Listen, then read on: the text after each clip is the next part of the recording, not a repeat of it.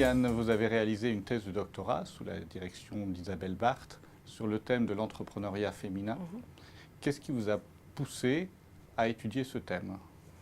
Alors, l'intérêt pour ce thème est venu parce que c'est un sujet assez porteur, en fort enjeu sociétal, à fort enjeu économique, puisque donc, les femmes, surtout en France, représentent seulement 30% des créatrices.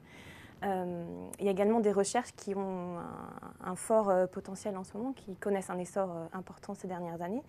Et les chercheurs appellent à faire de plus en plus de recherches compréhensives, et c'est ce que nous avons fait avec mon travail doctoral. Et quels sont les enjeux du développement de l'entrepreneuriat féminin? Alors l'enjeu est d'atteindre la parité au niveau de la création, donc l'enjeu est d'abord pour les femmes, mais il est également au niveau du développement économique d'un pays.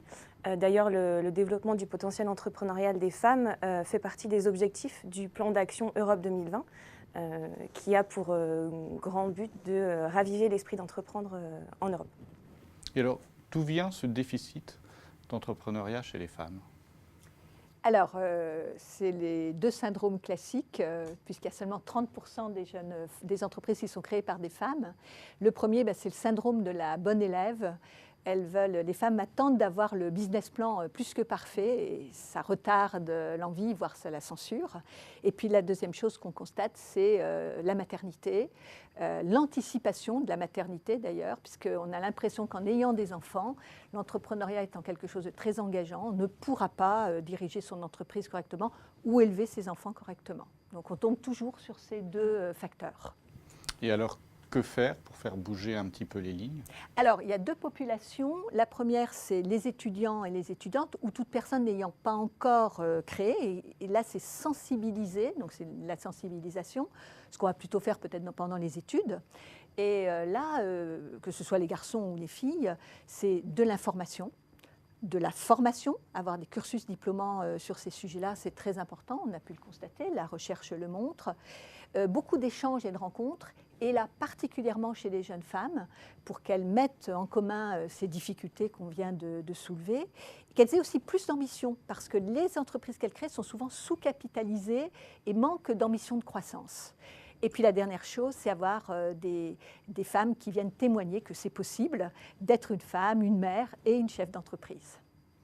J'imagine que c'est un petit peu différent pour les femmes qui ont déjà créé leur entreprise. Donc pour les femmes qui sont déjà dans le processus de création, donc qui sont déjà porteuses de projets, nous avons proposé au sein d'un centre entrepreneurial une expérimentation sur 3 ans d'un accompagnement adapté pour ces profils de femmes créatrices et porteuses de projets.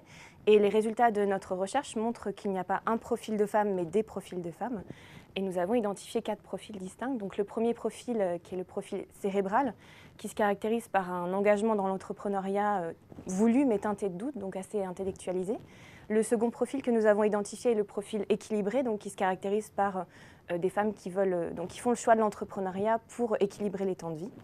Le troisième profil est le profil viscéral, qui se caractérise par l'engagement un peu compulsif et passionnel dans l'entrepreneuriat. Donc on retrouve beaucoup de serial entrepreneurs dans ce profil-là.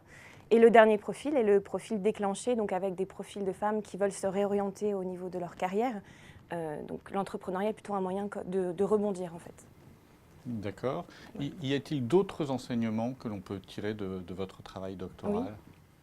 Alors en fait, je crois que les deux grands enseignements, c'est qu'il faut en effet de l'adaptation à chacun de ces profils. Il n'y a pas une femme entrepreneur, il y a des femmes entrepreneurs. Le deuxième, enfin le premier bis, c'est qu'il faut des temps collectifs féminins. C'est-à-dire on ne va pas faire que d'exclusivement féminin en termes de suivi, il faut des mixtes, il faut des temps mixtes avec des hommes évidemment, mais il faut des temps où les femmes se retrouvent sur leurs problématiques spécifiques.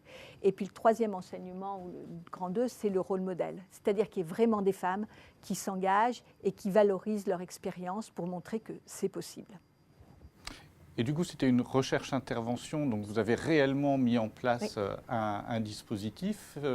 Quels sont les principaux résultats obtenus? Alors très concrètement, donc la mise en place de cet accompagnement adapté, donc avec ces temps collectifs mixtes féminins et ces actions de sensibilisation, on peut dire que ça a été un succès puisque la parité a été atteinte au sein du centre entrepreneurial dès la 2e année d'intervention. Donc ça montre bien qu'entreprendre au féminin est tout à fait possible. D'accord. Isabelle, Juliane, merci beaucoup. Merci à vous. Merci.